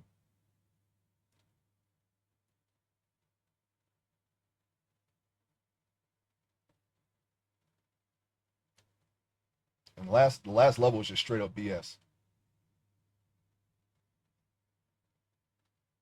I think the third one has like really yeah it's a fun game once you know once you know what to do, and you do have like the X-Men backup team that you can call in that makes it a little bit easier, but you can only use them one time unless you know where the power-ups are, and the power-ups are only for that specific X-Man. So if you know like, oh yeah, I'll get another storm before I fight Juggernaut for the second time, then you can use Storm early if you want. But 9 times out of 10, once you get the hang of the game, you won't really need to use the backup team at all, except for one time where it's required. Where I think they have a Days of Future Past level, which is very hard, and it's a very non-linear level. Like there's so many paths you can take, but one of them is guaranteed a death sentence if you do. It's like these destroyed buildings that you have to navigate through. If you try to take the rooftops, they'll just straight up kill you because the rooftops is a very straightforward. You can go up on the roof and just walk to the right, but if you do that, enemies will literally teleport in that you can't kill and just continuously attack you. And then on top of that, there's sentinels, so you have to stay inside the building where all the turrets and of course more sentinels are, and mutant hounds are running around everywhere, and you have to fight more enemies if you go inside the building, but it's technically safer than staying on the rooftop.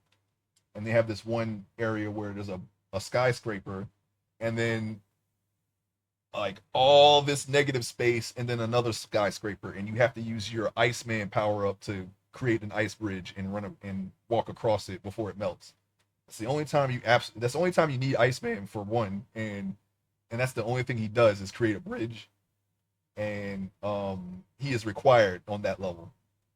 So if you use him before that, I don't even know if they give you another one, but if you use it before that, you're pretty much screwed. If you fall off the level, you lose so much life, but Jean Grey will take you and try to put you on like the nearest uh ground that she can. And if there's no ground, she'll just keep dropping you and picking you up and dropping you because she's really stupid in that game. And until you die, and then she'll drop you, pick you up, let you go. You'll die, and then your dead body will just fall, and then that's it. I remember my friend specifically saying all he does is make a dumb bridge. Yeah, you don't need him for anything except for that one level, unless there's like an area like I said the third level after the Shi'ar Empire is like a big jumping puzzle. You have to jump to these rocks in Scotland, go on Muir Island, I think, and it's very tricky if you don't do if you're not using Cyclops or Gambit, who has a double jump. You have if you decide to use Wolverine or Nightcrawler, which has they have a very high jump that they can do, but you have to double tap the button really fast, just like you would if you would double jump, but it's very strict in the button input. You can jump with Cyclops or Gambit and then jump again, and you'll be good. But Wolverine, you have to go bap bap, and then he'll do a super high jump, and some of the gaps you have to use the high jump to clear them. Or if you have Nightcrawler is like your saving grace because you can do the high jump, but he can teleport, and he's it's one of the few games where he can actually teleport through walls. You can skip a lot of BS in that game just by using Nightcrawler and just teleporting through stuff, and they'll let you do it. It's not like every other game that Nightcrawler is in where you can teleport, but you can't actually go through anything. You can only teleport past enemies. But in that game, his power is like a one for one copy of what he could do. It's just you can um yeah, you can teleport through enemies. You'll hit them too. They won't be able to hit you, but you can hit them if you take a enemy like an enemy is here, you're here. You teleport through the enemy, you'll hit the enemy, and it's like a one shot. Yeah, he's very OP. He's OP in this game too. So he's like Cheese City if you use Nightcrawler, but if you lose Nightcrawler and you only know how to play with Nightcrawler, you're kind of screwed. So you kind of have to get used to playing with the other X-Men. So when the BS does comes, you can just get out of it by you have Nightcrawler as your card, your get out of bullshit free card. And you only really have to use him for that stuff if you want to.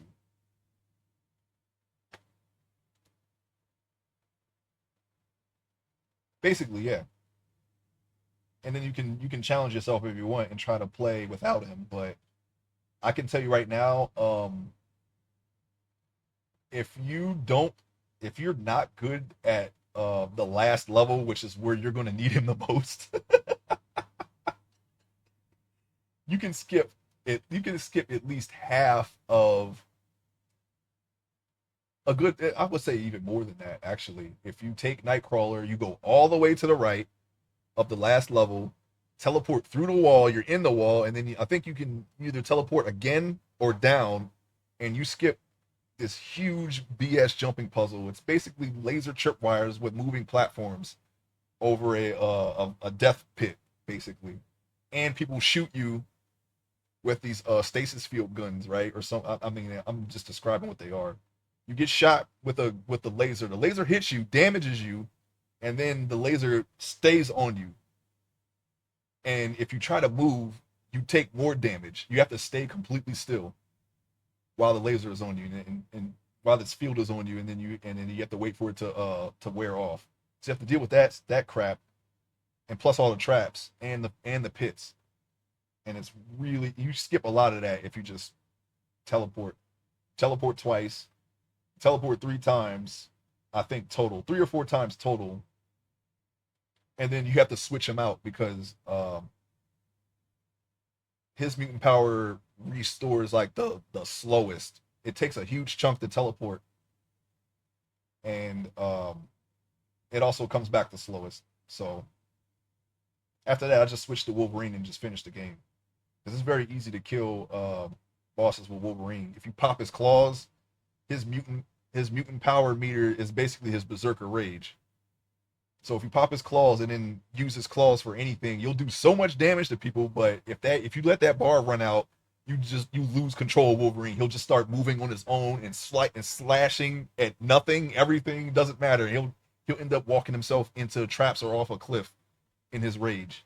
So that's the only thing you have to be careful of Wolverine about. But if you struggle with and you have Wolverine, you can do nothing. Just stay there and he'll slowly regain his life. But every time you do it, it gets slower and slower. So he's like kind of easy mode, but not really. It takes some skill to use him, but if you know how to use him, you can cheese the game with his healing power and his attack power.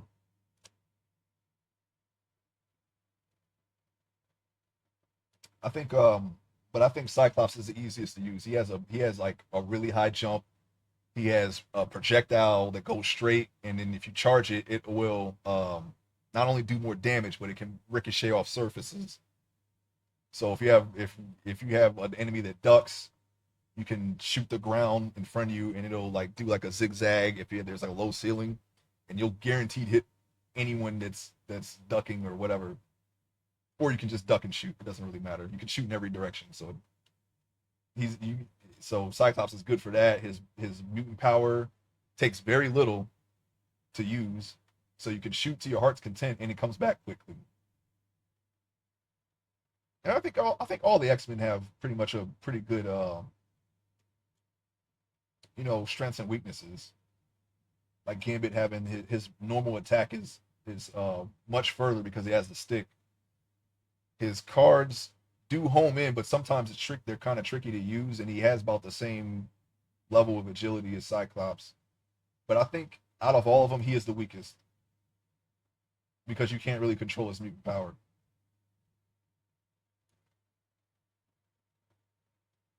It took me years to beat that game, by the way.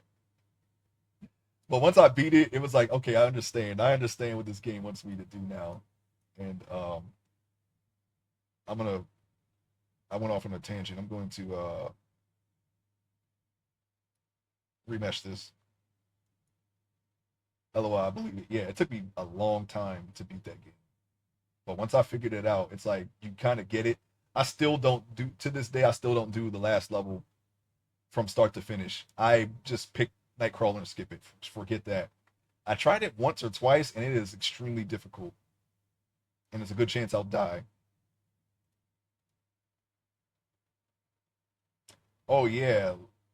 The level before that, you have to face a simulation that's Mojo and Mojo World.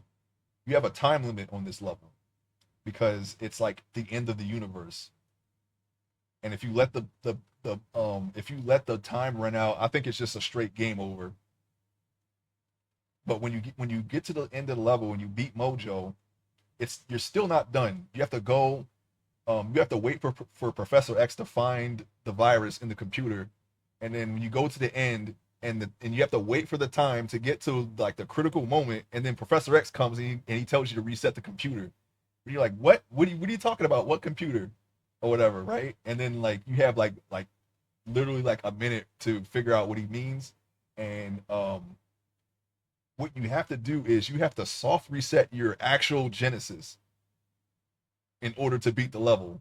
So you have to tap the reset button, and then it will yes, and then it will actually do like a fake reboot screen. Like they'll do like these, like the whole text, like the command prompt startup or whatever, and then you beat the level. It's crazy, yeah. Took me a while to figure that one out too. It's like reset the computer. I'm like, what do I got to do? I'm like, there's like computer screens everywhere. So you're like, I'm swinging at the monitors. Nothing's happening. The time is running out, and then it's like, wow. But they mean the actual Genesis. So I just said, huh? And then I was like, reset. And then I just hit the reset button and it worked. I was like, I just shook my head because I was, like, why are they doing this to me? I just wanted to play X-Men, okay? I don't want to solve the puzzle in real life. You know, I don't want to do this. It was clever, but I felt like I was being tortured at that point. I felt like the game was torturing me. It is a dirty trick, yeah. After everything you have to go through in that game, they do that. They go and do that. Am I able to? Oh, I see. I have to increase the strength.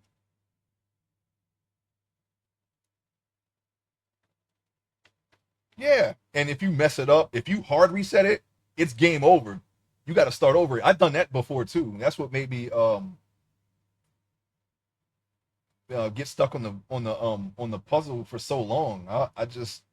I happened to I didn't know the difference between a soft reset and a hard reset because I didn't really use a computer like that until uh shoot, right before I left not middle school, elementary school was when I really started to use computers. We use them for educational programs and things like that, but I mean, they don't teach you how to use the computer. You just use it.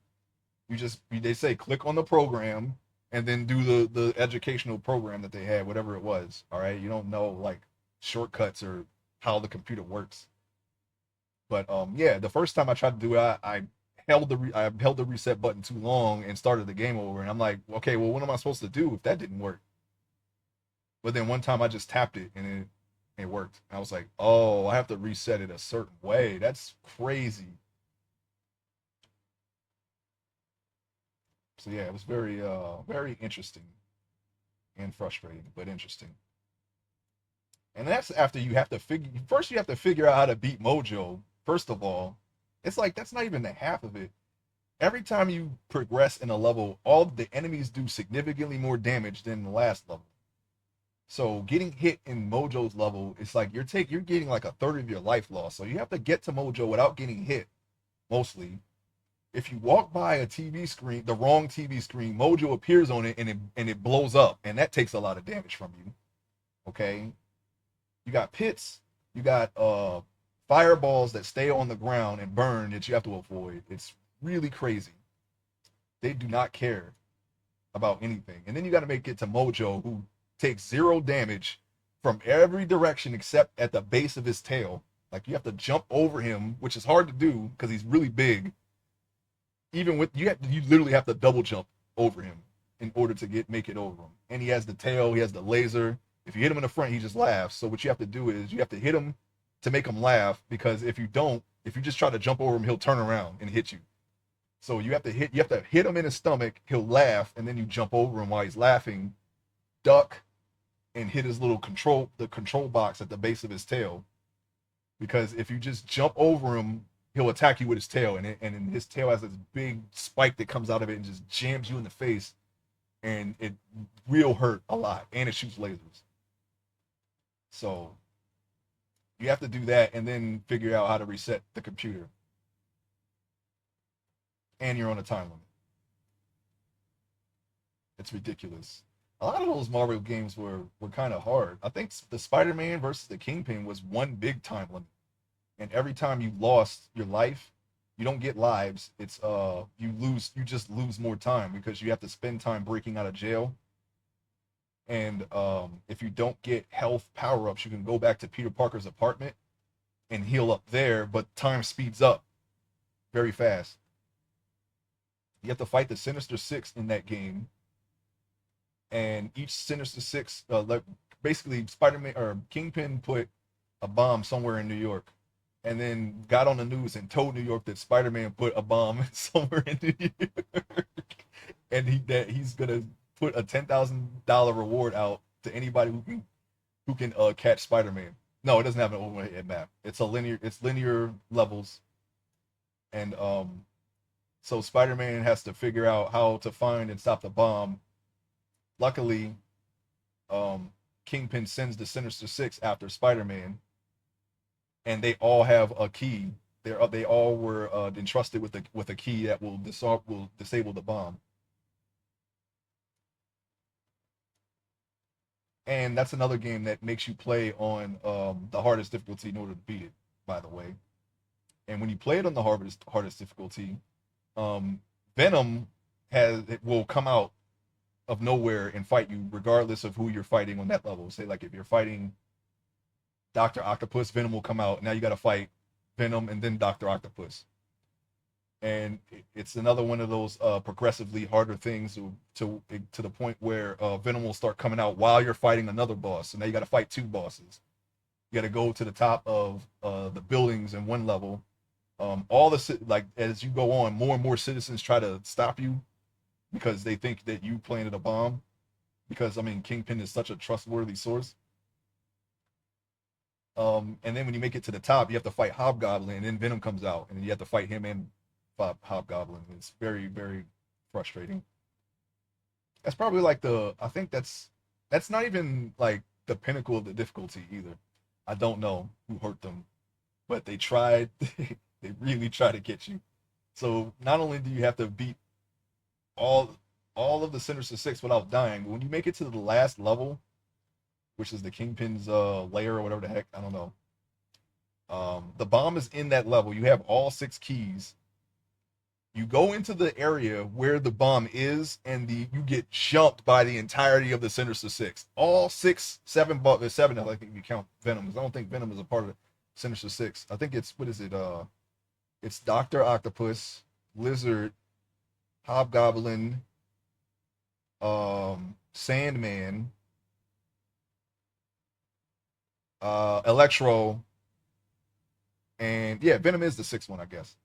They all come out and jump you, and then not only that, you have to disarm the bomb while you're fighting them, and you can't just walk up and just put the keys in the bomb. The bomb changes colors every few seconds, and your keys are color coded, so you have to when the bomb is a certain color, say like it comes up as blue, you have to go into your menu, select the blue key, and then punch it into the bomb. If you punch it, if you if you punch the key in on the wrong color, the bomb explodes and it's game over. And then there's the Sinister Six trying to beat the crap out of you at the same time. So you have to, and when you disarm the only saving grace is if you disarm the bomb, you don't have to beat the Sinister Six. You just get out of there before they kill you. And then you have to fight Kingpin. And that in of itself is it's basically another time limit because he at some point Venom kidnaps Mary Jane, and she's being lowered into a vat. And Kingpin is invincible pretty much everywhere on his body except his head. You have to like jump because he's way bigger than you. You have to jump like a certain angle and then hit him in his head. But every time he hits you, he blasts you across the screen. So you have to not be hit by him while hitting him in a specific spot while Mary Jane is being lowered. If you don't hit him enough times, of course, she'll get lowered into the vat, and that's it. That's the end of the game. The game will end. Like there's no try again or anything. You just start over. It's torture. It's basically torture. But these were the games. These were the games that they came out with back then. It wasn't just Nintendo hard. Sega had some pretty big doozies as well. Okay. The game soundtrack is not great, but it's a challenging game, I would say.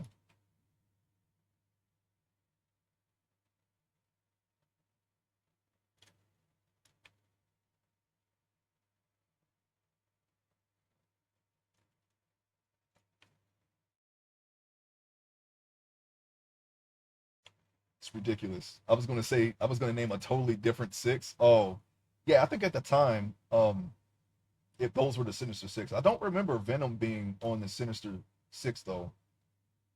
And Green Goblin's not in the game at all, so that must have been when he was dead. But normally Green Goblin is on the Sinister Six and not Hobgoblin.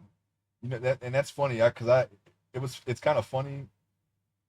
I thought Hobgoblin was the original because that was the one I seen first, and that was the one that they showed in the cartoon before Green Goblin, I think.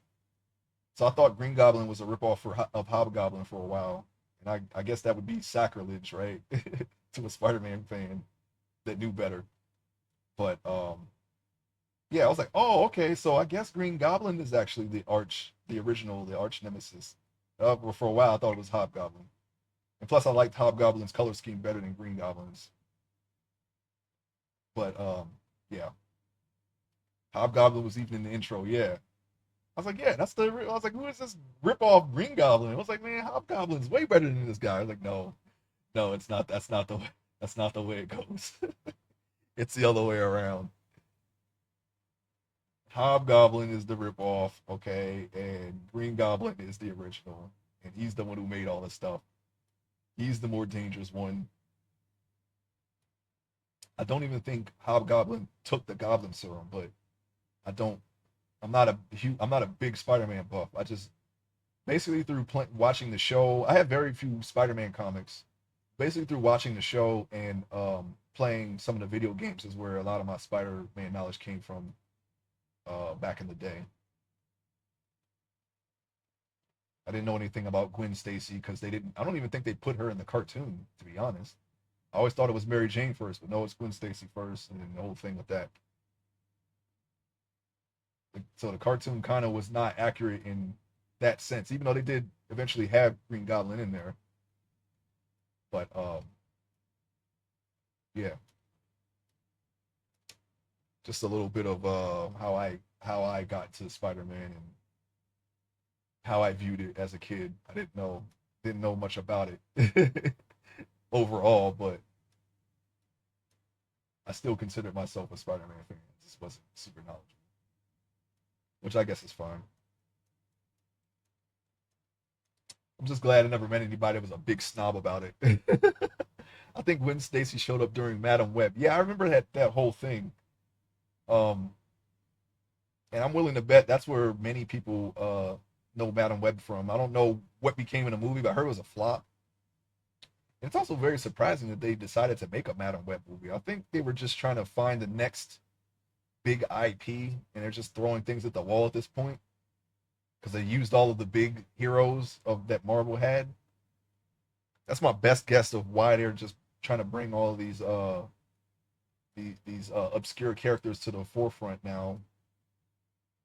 But um, yeah, I heard that movie flopped, so I don't know. I don't know what's going on there. LOL. Yeah, I think they already used the good names. Yeah, and they did the events that had more people that they didn't that they were supposed to be a part of that event, like Civil War. I'm surprised. I was surprised they put Spider-Man in, but even though X-Men stayed out of it, they were at least at the very least kind of like involved in it somewhat.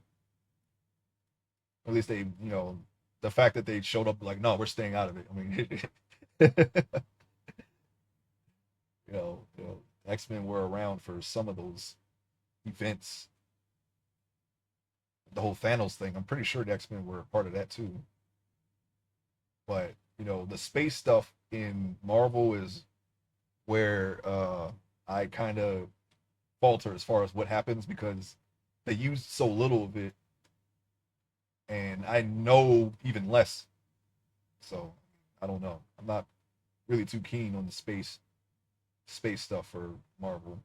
I probably know about more about the space stuff from DC than Marvel, and I feel like I don't know anything about DC outside of Batman. So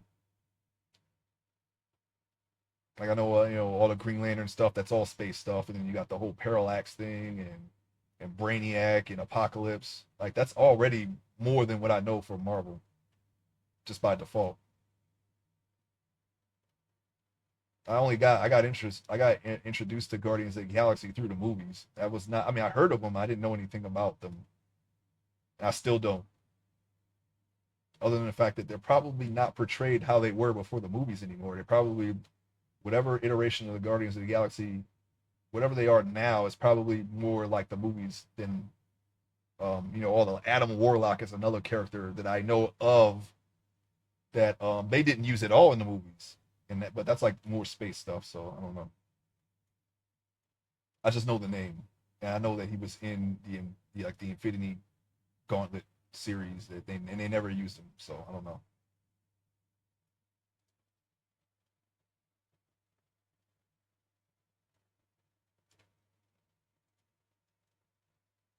What in the world?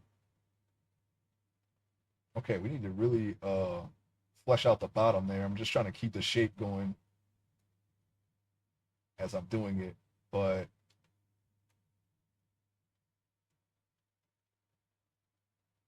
I'm seeing something here.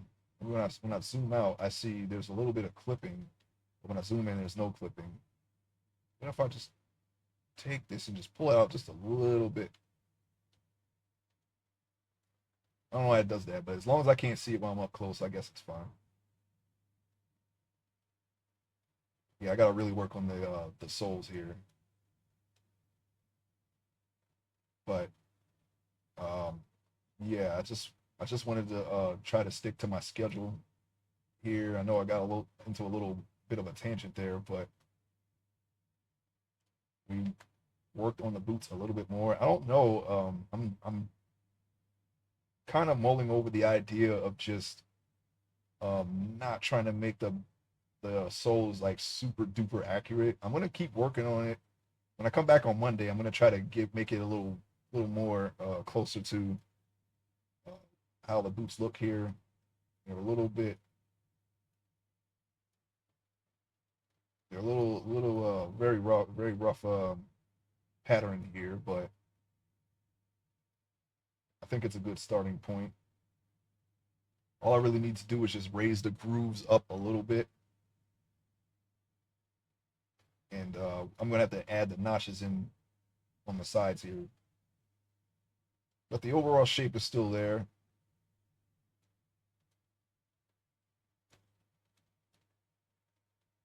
Think yeah, and actually yeah, I was actually supposed to carve in a little bit of the rest of the boot here, which I haven't done yet. But you know what I'm gonna do, instead of trying to add that in at the end, I'm gonna save that for Monday. Okay, I know it was a little bit disjointed as far as progression is concerned, but we're gonna come back and we're gonna return on Monday and give it a better effort than we did today. Anyway, I hope I hope you enjoyed today's stream, or at least the conversation here. Thank you all for coming out. Thanks so much for stopping by and watching the VOD or uh, the the live stream for those who were in the chat. And if you happen to find this on YouTube, appreciate you watching for however long. I will be back on Monday. We will have more progress on Monday than today, for sure. If you happen to stop by then, I will see you then. Okay. Take care. Have a great rest of your day, and